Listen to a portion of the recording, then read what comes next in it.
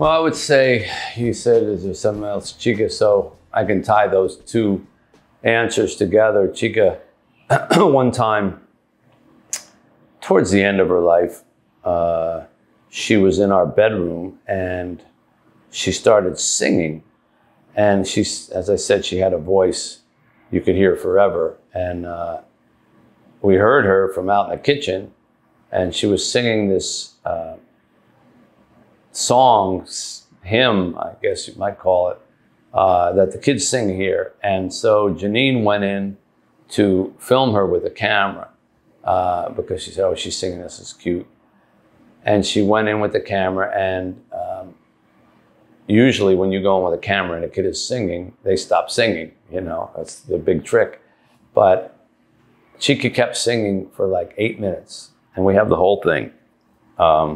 And she never really acknowledged Janine the whole time she was there. Janine was this close with the camera, and Chika was like looking out and looking, and she was singing this song, the lyrics of which are, I'm no longer a slave to fear, I am a child of God. And she kept singing it over and over, and then she would sing the verses.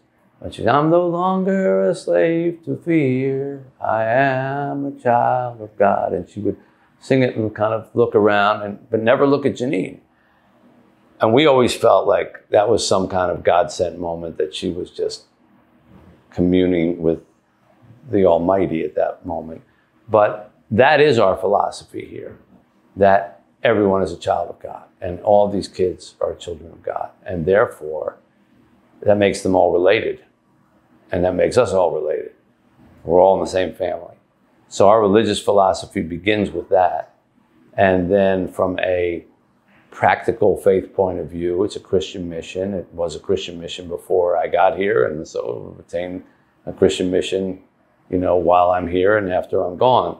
But we also teach, unlike other parts of Haiti or other parts of the world, being Christian doesn't mean that therefore you shut off everybody else, or you tell everybody else they're going to hell, or, you know, and your sole purpose in life is to try to convert them. Or, right. That's not the approach here. We try to expose them to other religions and tell them that all faiths honestly practiced are good and mean something to the people who practice them, because we plan for them to be part of the world, not just part of a little third of an acre orphanage. And if you're going to be part of the world, you need to show that kind of respect. So they have learned, I mean, they take classes in comparative religion, which is, I'm pretty sure, the only orphanage in Haiti that offers that. Maybe the only school, but they, you know, they've learned about Hinduism and Buddhism and Islam and Judaism. And when we can, we bring people who, Rabbi Steve's not even the first rabbi to be here. We had a rabbi here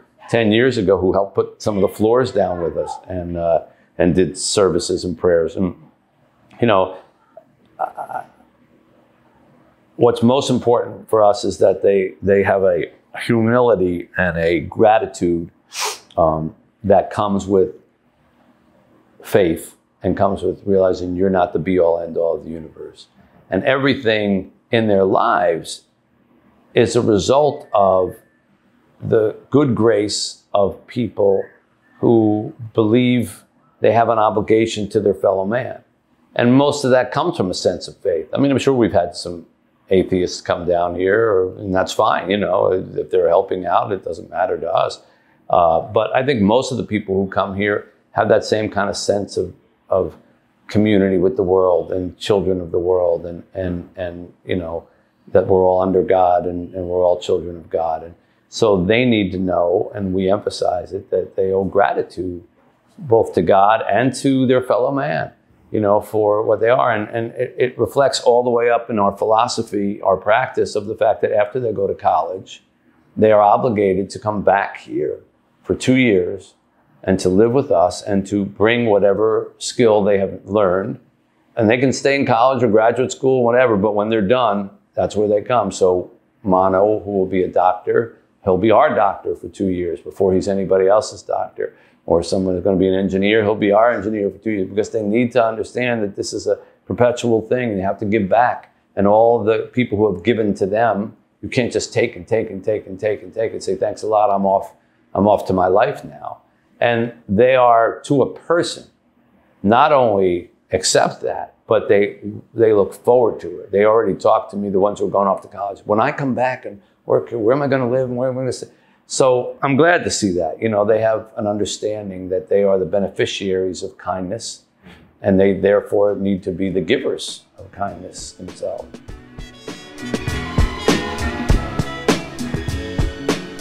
The Full Exposure Podcast is brought to you by Dr. Peter Hahn and University of Michigan Health West, in appreciation of the creative and artistic visionaries who enrich our lives through cultural connections.